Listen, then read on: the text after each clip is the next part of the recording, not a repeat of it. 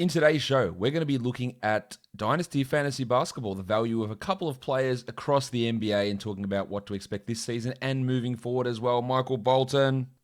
Thanks, Josh. It's Michael Bolton here, and it's time for another episode of the Locked On Fantasy Basketball podcast. Let's get to it. Let's get to it, indeed.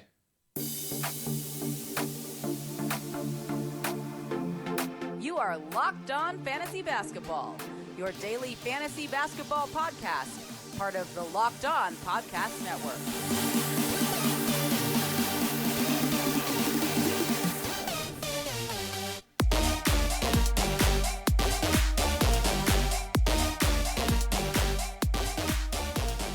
Hello and welcome to the Locked On Fantasy Basketball podcast brought to you by Basketball Monster. My name is Josh Lloyd and I am the lead fantasy analyst at basketballmonster.com and at Yahoo Sports Australia. And you can find me on Twitter as always at redrock_bball and on Instagram at Locked On Fantasy Basketball. As I said, the first one of these that we're doing, these mini shows on Dynasty leagues, and you're open to any sort of comments or discussion that you want to have on this, of what sort of stuff you might want done differently. First one I'm doing, so let's see how it all works out. And I took suggestions for this over on the Discord channel as well, which on the YouTube video or on the links to this audio show, you can see the link to the Discord, which you can join in.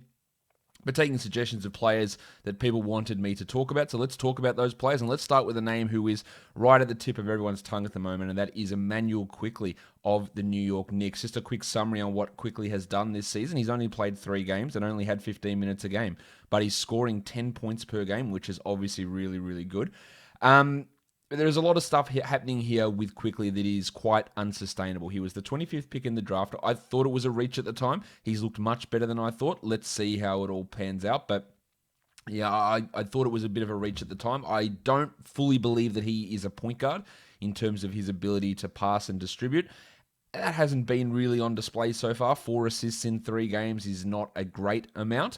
And there's a lot to hear that we're looking at with him that is really boosting his numbers, that is giving him a little bit, maybe it's a little bit of a sell high situation for Quickley. Now, I say that's crazy as he's played 45 NBA minutes and hasn't started a game, but there are so many people expecting him to start games this year and expecting him just to come in and take over, which would take a remarkable effort for a rookie, late first-round rookie, to do that under Tom Thibodeau. It would be a remarkable effort. Yes, the competition in front of him isn't all that great with Elfrid Payton, but that would be a remarkable effort. But so many people are just assuming that's a fait accompli. It does appear like it might be trending that way, but with what he's doing at the moment, there's a lot of unsustainability.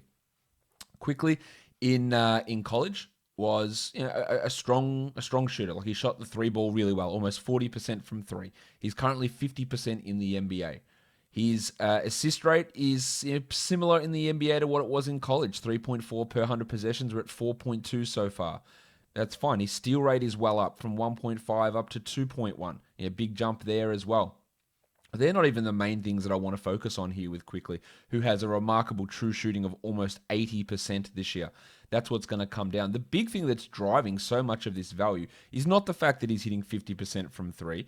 It's not it's not entirely the fact that he's hitting 62.5% from 2, a number which is unbelievably high. Last year in college, he shot 41% from 2. So he is not a guy that over the course of that time his time in college, where he played a lot of games. Let's have a look exactly. He played 67 games in his 2 years in college, and his 2-pointers, he went at 41%, 101 out of 247. Look, we're talking about a big increase. Yes, it's only a small sample size, but that's what people look at these numbers and they go, well, look how good he is. Look how good his shooting is.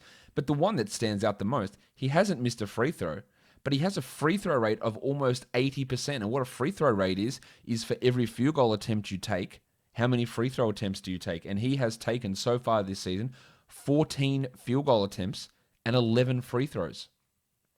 For reference, the guys who sometimes get to 70%, 60% free throw rate, they're your guys like Dwight Howard, the guys that would get hacked, DeAndre Jordan. Zion Williamson's about 0.5. James Harden's in that level too. The high-end guys are at like 40%. He's at 80%. So not only is he hitting, and he's a really good free throw shooter. He was almost 90% last year at Kentucky. He's a really good free throw shooter, so he hasn't missed one. But he's also taking just a significantly larger proportion of his shots there. So there is going to be a big drop-off. And when you're not really getting assists at a high level, and your 2-point percentage is going to come down, and your 3-point percentage is going to come down, and your free throw percentage is going to come down, and your free throw rate is going to come down, there's a lot of hype about Quickley at the moment, so I'd be interested in seeing if I could do anything in a trade in a Dynasty League, just because he started off so well, and people don't always necessarily dig into some of these numbers, especially things like free throw rate. Now, a lot of stuff's been great for him, and I don't want to talk too much about Quickley. He's got a plus 25.5 on-off. It's awesome in 46 minutes, but it's awesome. Yeah, a box score plus minus of 4.8, really good. He's looked the part as well, but there are a few things I think we just need to be careful with when we look at Immanuel Quickley and his value as we move forward. The next player we want to talk about here is Cam Reddish of the Atlanta Hawks. Reddish, a guy that obviously had really huge pedigree coming into the college situation because of his high school ranking, and was pretty disappointing overall in college. I think that's fair to say. Started out last season in the NBA as almost one of, if not almost, the worst rotation player that was getting minutes, but he did start to come along pretty strong towards the end of the year and put up some good numbers. Now, he's in the starting lineup this year. In 7 games, he's played 29 minutes a game. He's still only averaging 11 points, the same as he did last year. 4.6 boards, 1.3 assists, 1.1 steals. He's shooting 37% from 3, which is good, but only 39% on 2s, which is somehow significantly lower than where he was at last year. His true shooting and 2-point percentage are well below league average. His true shooting is the same as what he was as a rookie, and he's got a box score plus minus, which is horrendous, a negative 4.7 for Reddish, and it was negative 4.2 last year. His PER is worse. So for all of the steps forward that he took, he hasn't, in a statistical situation, he hasn't really taken big steps forward. He's the 169th ranked player this year in fantasy. Last year, he was 188th. He's playing almost 2 extra minutes per game this season, but 38% field goal still, 79 from the line. 39% from 2, as I mentioned. There are a lot of issues to me as to where Reddish goes from here. Like, how does he become this player that some think he is? Now, he was drafted in a lot of 12-team leagues, and he's still being held in a lot of 12-team redraft leagues, which, based on his current performance, wouldn't seem like a prudent thing. What are the good things about him? Well, he does have a pretty strong free throw rate, so that's a positive. He's got a great 3-point attempt rate. For almost 40% of his shots are coming from 3, although last year it was at 52%. So it has, last year it was at 45%, so it has come down a little bit there. So there is, I guess, some concern about how he's looked, but I guess the positive we say is if you look at him in the preseason, 22 minutes a night, now it's preseason, of course, 14 points, 1.7 threes, 5 rebounds, 1.7 steals, 44, 94, and 39 with a true shooting of 66. Like, is that the best case Cam Reddish scenario that we get to? It was pretty good, and maybe it gets to top 50, but I just feel like he continually gets a little bit overrated by people. Now, it hasn't been the strongest start.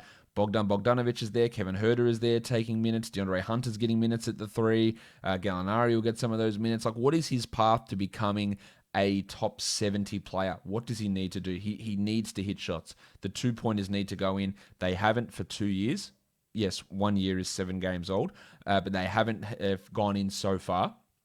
But he does have a profile of being a high 3-point attempt rate guy, a decent 3-point shooter with a good free throw attempt rate and a good steal rate. So there are some positive signs there for Reddish. I think he can be a top 100 player in about 2 to 3 years' time.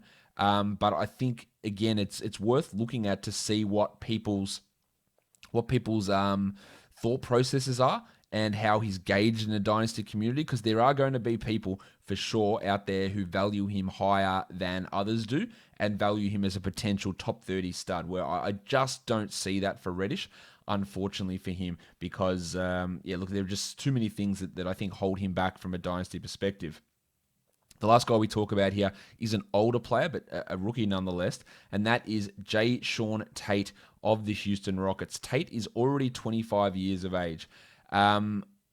He's playing a pretty key role for this Rockets team, coming off the bench, playing some small ball center, playing backup power forward as well.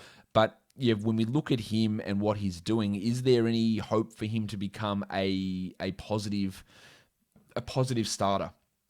The on-off is great, a plus 13. A negative 5 box score plus minus is pretty rough. The 57 true shooting is basically right bang on league average. which is strong. And he's the 216th ranked player this year, averaging 7 and 5 with zero point 0.8 steals and 0.6 threes, but playing 26 minutes. 48% from the field, 33% from three. I think we have some worries about his shooting for sure. That's a concern. He did play down in Australia last year. I believe he played for Brisbane, my memory serves me. Sydney, my apologies. He played 27 minutes a night down there and averaged almost 17 points with 6 rebounds and got a steal per game and hit 41% of his threes. So I guess somewhat of a track record of shooting threes, which is good. Even when he played over in Europe the year before, 44% on his threes, which was good. When he was playing in Ohio State, he was never that level of shooter, a 28% three-point shooter across his 4 years at Ohio State. So either the 2 international years are the outlier or he's improved significantly. Let's see how he looks here in the season. I think that there is a chance. Look, if he was younger, I would say that he would develop into a starter. At this point, I think, if you hang your hat on maybe 1 or 2 top 200 seasons from Tate, I think you'll be going pretty well. What he's got to be able to do is hit the 3 ball at a higher volume, get the steal rate up as well, which is not bad at 0.8 per in 26 minutes. It's not a bad number, 4 steals in 5 games. He needs to be a 1.4 steals sort of guy, like almost a defensive player like a Gary Clark is in racking up those defensive numbers, but being able to shoot the 3 somewhat and being able to handle big minutes and being a relatively positive player when he's on the court. And that's a key thing as well. And that plus 13 on-off is probably the biggest thing to me that stands out about Jae'Sean Tate. All right, so there my look at 3 Dynasty guys, a little bit of a deeper dive into those players. Immanuel Quickley, Cam Reddish, and Jae'Sean Tate. Let me know what you thought about this. How could I do this sort of show differently? I'm sort of just trying to expand out to do a bit more Dynasty content. Let me know what you think about the show. Subscribe, Apple Podcasts, Google Podcasts, Stitcher, Spotify, and on YouTube. And if you could give us that 5-star review, if Apple Podcasts still lets you do it, that would be very much appreciated. Guys, we are done here. Thank you so much for listening, everyone. See ya.